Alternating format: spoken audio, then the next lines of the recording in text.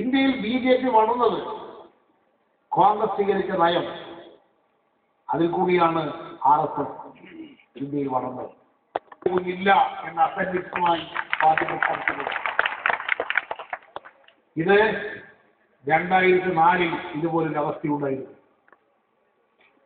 2003 4 സംസ്ഥാനങ്ങളിൽ നടന്ന നിയമസഭാ തെരഞ്ഞെടുപ്പിൽ ഇതേ 4 സംസ്ഥാനം, മധ്യപ്രദേശ്, ഡൽഹി, രാജസ്ഥാൻ, ഛത്തീസ്ഗഡ്, ആ 3 സംസ്ഥാനത്തും അന്ന് BJP ജയിച്ചു.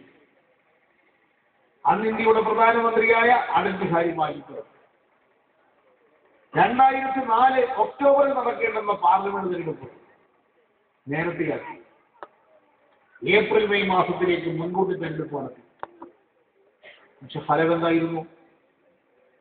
ആ തെരഞ്ഞെടുപ്പിൽ അസംബ്ലി തെരഞ്ഞെടുപ്പിനുള്ള ഫലമല്ല പിന്നീട് 2004 ലോക്സഭാ തെരഞ്ഞെടുപ്പിലുണ്ടായത്. ആ 2004 ഈ കേരളത്തിലെ 20 പാർലമെന്റ് സീറ്റിൽ ജനങ്ങൾ 18 സീറ്റിൽ ഇടതുപക്ഷത്തെ നിയമിച്ചു. അവിടെ മുടിയാക്കി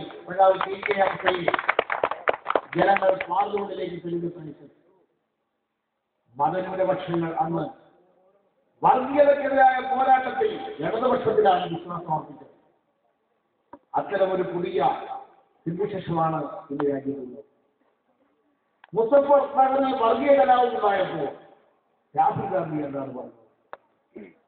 രാഹുൽ ഗാന്ധി പറഞ്ഞു, മുസഫർ നഗറിലെ മുസ്ലിമുകൾ പാകിസ്ഥാൻ ചാരസംഘടനയായ ISIയുടെ ഏജന്റുമാരാണ്.